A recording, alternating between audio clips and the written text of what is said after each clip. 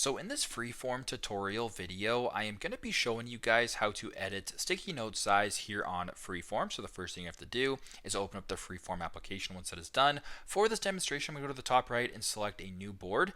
Now once you're here, to add a sticky note, just go to the bottom left. Second from the left here, there's a sticky note icon in between the shapes and the draw icon. Press on sticky note right here. Now you can double tap to add text if you want. So I'll just say, this is a sticky note. Just like that. So if you were to go ahead and exit out of this right here, press on done, you can actually press on the sticky note right here, and once you press on it, you actually get these four blue circles in the corners. Simply just press on that and hold it, and you can make it larger or you can make it smaller, whatever the case may be. You can also move it around. Once that's done, press on done in the top right, and there you go. Super simple, but this is how to edit the sticky note size here on Freeform. Thanks again for watching, and I hope this video helps.